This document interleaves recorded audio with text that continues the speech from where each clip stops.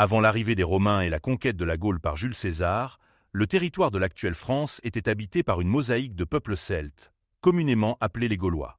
Ce monde pré-romain, souvent méconnu, était pourtant riche en culture, en tradition et en innovation.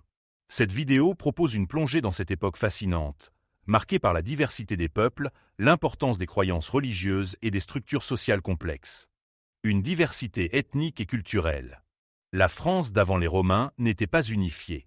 Le territoire était occupé par une multitude de tribus celtiques qui formaient des nations indépendantes, chacune avec sa propre langue, ses coutumes et son mode de vie. Parmi les plus connus, on trouve les Arvernes, les Éduins, les Parisis, les Vénètes et les Carnutes. Ces peuples étaient organisés en sociétés complexes avec une hiérarchie bien établie, dominée par une aristocratie guerrière. Les Gaulois étaient essentiellement des agriculteurs et des éleveurs. Mais ils excellaient également dans l'artisanat, en particulier dans le travail des métaux. Les armures, les armes et les bijoux gaulois étaient réputés pour leur qualité et leur sophistication, témoignant d'une grande maîtrise technique. Les Oppidas, centre politique et économique. Les Gaulois vivaient dans des villages fortifiés appelés Oppidas. Ces Oppidas servaient de centre politique, économique et religieux. Ils étaient souvent situés sur des hauteurs, ce qui leur offrait une protection naturelle. L'Oppidum d'Alésia, par exemple, est l'un des plus célèbres, notamment en raison du siège qui mena Jules César. Ces Oppidas étaient bien plus que de simples forteresses. Ils étaient des centres d'échanges commerciaux et artisanaux, où se concentraient les activités économiques et sociales. On y trouvait des marchés où les produits agricoles, les outils, les armes et les objets artisanaux étaient échangés. Les routes commerciales reliaient ces Oppidas entre eux et avec d'autres régions d'Europe, notamment l'Italie, la Grèce et les îles britanniques. Les druides, les gardiens du savoir.